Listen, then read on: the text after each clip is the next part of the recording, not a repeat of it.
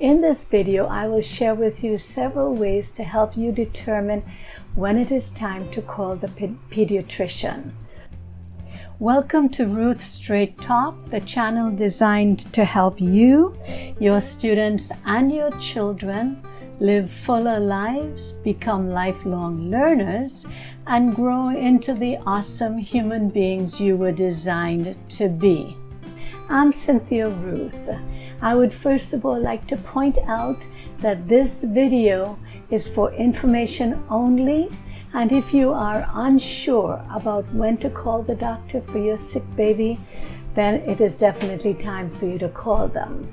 Also, don't miss my bonus tip on keeping baby happy at the end of this video. So let's get right to it. Your baby is your pride and joy, and every moment you spend with him or her is exciting and wonderful, except when he's sick. Whether you are a new parent or an expert in parenting, things could get really scary very quickly when your baby is sick. Additionally, it is up to you to determine whether your baby could recover at home or whether you should go to the doctor or the emergency room. A lot of times, it's hard to tell the difference between an upset stomach and real illness that could cause concern. And the younger your baby is, the more difficult that decision becomes. First of all, young babies are not able to tell you how they are feeling. Also, if you're unable to treat that particular ailment, the baby could worsen very quickly. So when is it a good time to call the pediatrician? Let's look into that. Your child has a fever, so when should you call the doctor? Call the doctor if your infant is less than 3 months old and has a rectal temperature above 100.4 degrees Fahrenheit.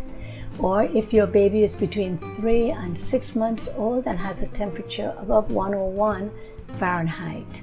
Even if the temperature is lower than these general guidelines, call the doctor if your infant appears ill with such signs as a rash, irritability, poor feeding, trouble breathing, a stiff neck, persistent vomiting, or diarrhea, signs of dehydration, or is lethargic or difficult to arouse.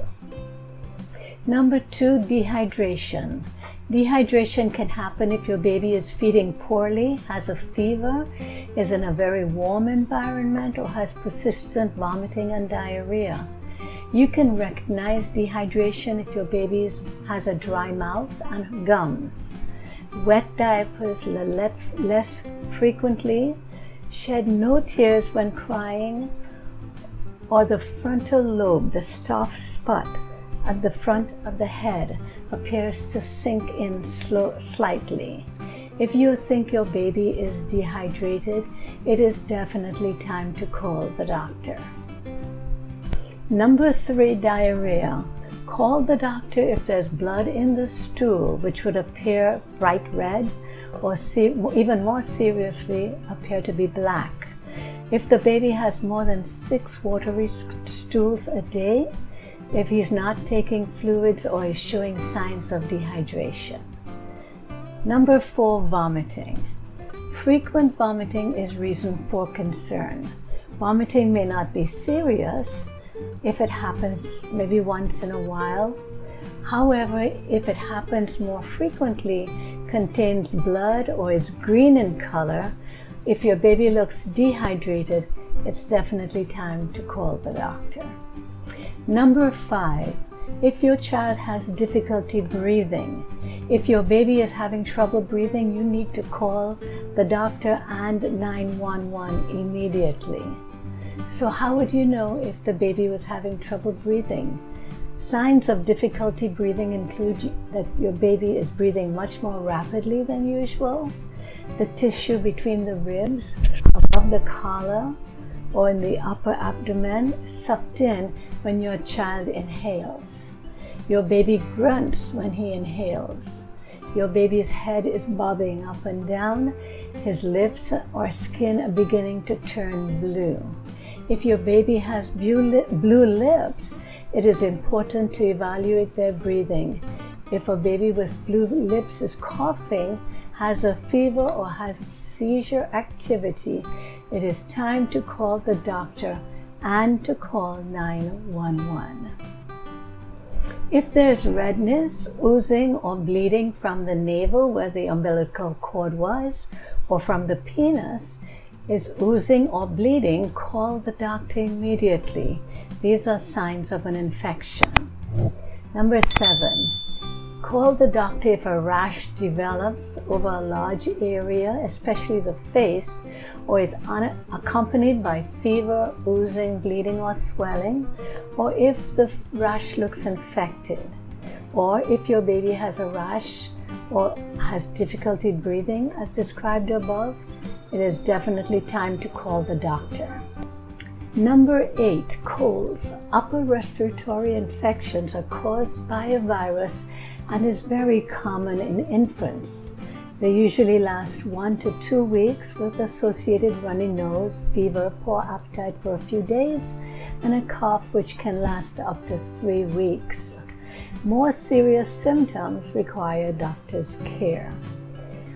Number 9, coughing. If your baby's cough becomes severe, if it's almost non-stop, or if it brings up blood, you should call the doctor. Number 10, vomiting. Vomiting is not the same as baby spitting up.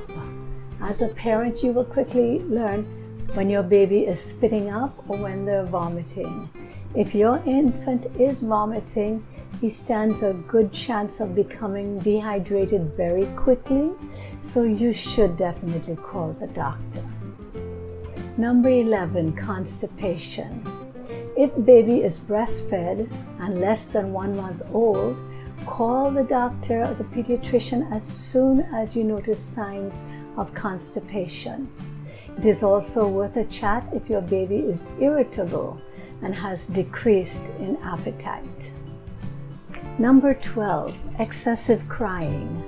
Call the doctor if you've tried everything and your baby is still uncontrollably crying, or if he has other concerning symptoms.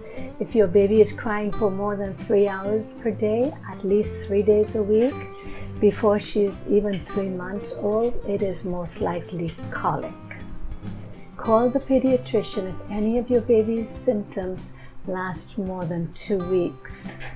Finally, under all circumstances, if you are worried that your baby looks really ill, trust your instincts and call the pediatrician. With or without the symptoms above, your gut feeling will tell you if something isn't quite right, especially if your baby's energy level are lower than normal. When in doubt, call the pediatrician. If you've decided to see the pediatrician, always follow the doctor's instructions explicitly.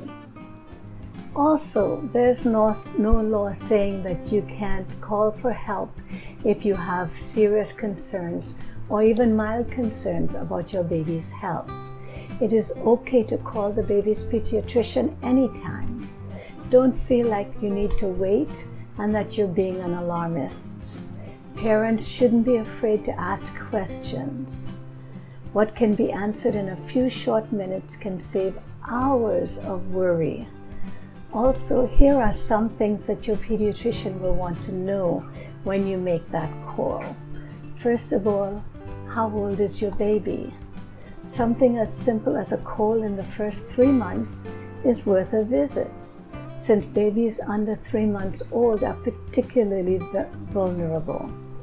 And a fever in a newborn means a trip to the emergency room, even if it's outside of office hours. The second question your pediatrician will ask is, how is your baby acting? When did the baby start to seem off? Keep track of how much she's eating or sleeping and any noticeable difference in the mood or how often you have to change his or her diaper. If any of these 4 things are disrupted, For example, if your baby is excessively sleepy, super cranky, or isn't peeing as much as normal, it is worth taking your baby to the pediatrician's office. A third question the pediatrician is going to ask: are you worried? What is it that you are worried about? If the answer is a variation of "I'm worried about the way he or she looks, breathes, or acts," then it means a visit to the doctor or to the emergency room. You may be new at this, but trust your instincts. The bonus tip to keep your baby happy. Some mothers suggest that when your child is inconsolable, you could swaddle him or her and walk around with a pacifier in his or her mouth. Once he or she is calm, put them in a swing, still swaddled, and turn it on with white noise. One other convenience that many insurance companies provide for their customers today is the teledoctor program, where you can communicate both visually and auditorily with your pediatrician without leaving your home. Check with your insurance company to see if they support this strategy. So there you have it, several situations to help you decide when you should take your baby to the doctor. Keep in mind also, as parents, you have the option to determine any programs that are best suited for your baby. If this video has helped you, please leave me a comment at the bottom of the screen. Also, if you have a story, a tip, a strategy, a question, or just some advice that you would like me to share with my audiences, please also leave me a comment at the bottom of the screen. Click on these videos above for more awesome information on education and parenting. Once again, thank you for visiting with us at Ruthsstraighttalk.com. It's been a pleasure being with you. Happy learning, and goodbye.